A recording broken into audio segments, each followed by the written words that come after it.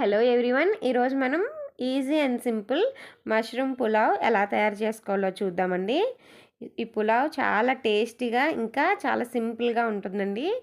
కొత్తగా వంట స్టార్ట్ చేసే వాళ్ళు కూడా ఈ రెసిపీని ఈజీగా ట్రై చేయొచ్చండి.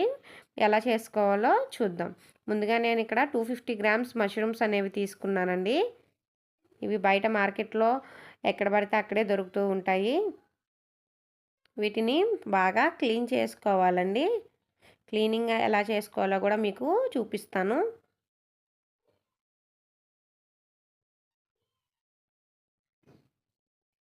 చూడండి, చూపించిన విధంగా మనము పైన ఒక లేయర్ అనేది ఉంటుందండి. ఆ లేయర్ని మనం తీసేయాలి.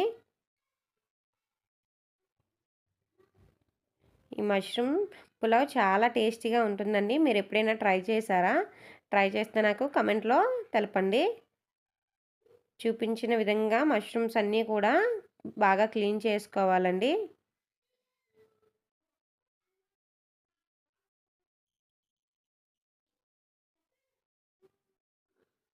మీలో చాలామంది వీడియో చూస్తున్నారు కానీ సబ్స్క్రైబ్ అనేది చేయట్లేదండి.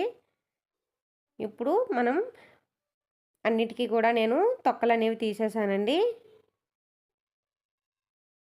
ఇప్పుడు వాటన్నిటిని కూడా నేను చిన్న చిన్న పీసెస్గా కట్ చేసుకుంటున్నాను.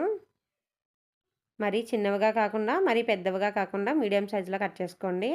ఇప్పుడు వీటన్నిటిని కూడా మనం 2 to 3 టైమ్స్ బాగా వాష్ చేసుకోవాలండి.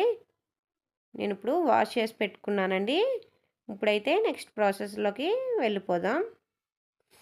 మష్రూమ్ పులావ్కి నేను ఇక్కడ 2 గ్లాసెస్ రైస్ అనేవి తీసుకుంటున్నానండి.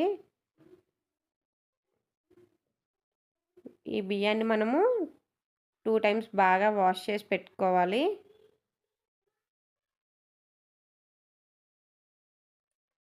బియ్యాన్ని వాష్ చేసి పెట్టుకున్నానండి.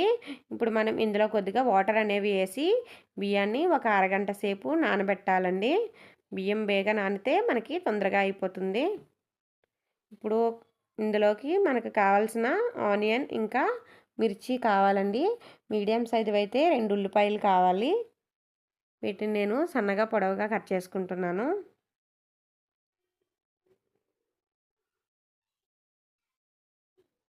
ఇంకా 6 నుంచి 7 వరకు మిర్చి నేను పొడవుగా కట్ చేసి పెట్టుకున్నానండి.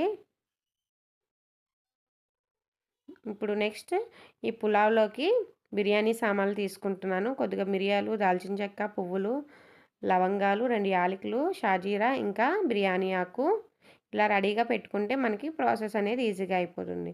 తర్వాత ఒక బాండి పెట్టుకొని కొద్దిగా నెయ్యి ఇంకా ఆయిల్ అనేది వేసానండి. ముందుగా తీసుకున్న బిర్యానీ సామాన్లు అన్నీ కూడా యాడ్ చేశాను. ఇవన్నీ కూడా బాగా ఫ్రై అవ్వాలండి. బాగా ఫ్రై అయ్యాయి కదండి. ఇప్పుడు ఇందులోకి నేను ముందుగా కట్ చేసి పెట్టుకున్న ఆనియన్స్ యాడ్ చేస్తున్నాను. ఆనియన్స్ అన్నీ కూడా బాగా ఫ్రై అవ్వాలండి. ఎంత బాగా ఫ్రై అయితే టేస్ట్ అనేది అంత బాగా వస్తుంది. గోల్డెన్ బ్రౌన్లోకి రావాలండి. ఇంకా కూడా బాగా ఫ్రై అవ్వాలి. చూపించిన విధంగా బాగా ఫ్రై అవ్వాలండి ఆనియన్. ఇప్పుడు ఇందులోకి నేను 2 గ్లాసెస్ రైస్ తీసుకున్నాను కాబట్టి 2 స్పూన్స్ అల్లం వెల్లుల్లి పేస్ట్ అనేది వాడుతున్నానండి. ఒకవేళ మీరు 3 గ్లాసెస్ తీసుకుంటే 3 స్పూన్స్ అనేవి వేసుకోండి. అల్లం వెల్లుల్లి పేస్ట్ పచ్చివాసన పోయేంత వరకు కూడా బాగా ఫ్రై అవ్వాలండి. ఫ్రై అయిన తర్వాత నేను ముందుగా కట్ చేసుకున్న మష్రూమ్స్ ఇంకా కొద్దిగా ఉప్పు, పసుపు అనేవి వేస్తున్నాను. మష్రూమ్ అనేది చాలా తొందరగా ఉడికిపోతుందండి. ఇదంతా కూడా ఒక 5 మినిట్స్ అలాగా మూత పెట్టి ఉంచుకోవాలి. మష్రూమ్ అనేది కొంచెం మగ్గింది కదండి. మనం ఒకసారి ఇదంతా కూడా బాగా మిక్స్ చేసుకుందాం.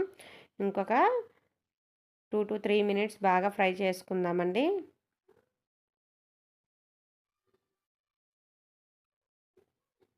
మష్రూమ్ పులావ్ చాలా టేస్టీగా ఉంటుందండి. మీరు కూడా డెఫినెట్గా ట్రై చేయండి. ఇప్పుడు మష్రూమ్స్ అనేవి బాగా కుక్ అయ్యాయండి. ఇందులోకి మనం ముందుగా నానబెట్టుకున్న రైస్ని యాడ్ చేశాను. రైస్ అంతా కూడా బాగా మిక్స్ చేసుకోవాలండి. 3 మినిట్స్ తర్వాత మనము ఇందులోకి నేను 2 గ్లాసుల బియ్యం తీసుకున్నాను కాబట్టి 4 గ్లాసుల వాటర్ అనేది తీసుకున్నానండి. 1 గ్లాసు బియ్యానికి 2 గ్లాసుల వాటర్ తీసుకోవాలి. మొత్తం నేను ఇక్కడ 4 గ్లాసుల వాటర్ అనేది తీసుకున్నాను. బాగా మిక్స్ చేస్తున్నానండి.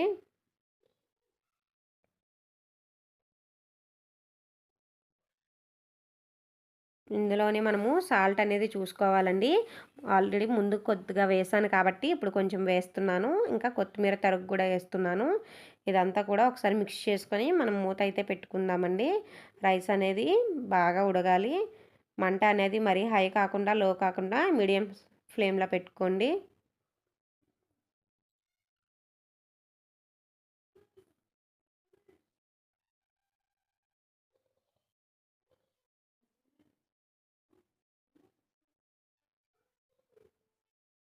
ఇదిగోండి అన్నం అంతా కూడా ఉడుకుతూ ఉందండి. మనం ఇప్పుడు ఫ్లేమ్ అనేది సిమ్‌లో పెట్టేసుకోవాలి. సిమ్‌లో పెట్టుకొని బియ్యం అంతా బాగా ఉడికించుకోవాలండి. నేను ఒకసారి కలిపి మళ్ళీ మూత పెట్టేశాను. ఒక 10 నిమిషాల తర్వాత మనం రైస్ ఏ విధంగా తయారవుతుందో చూద్దాం.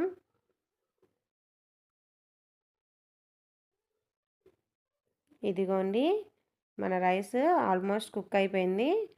ఒక 2 మినిట్స్ కాసేపు ఉంచుదామండి. ఫైనల్‌గా కొత్తిమీర తరుగు అనేది వేస్తున్నాను.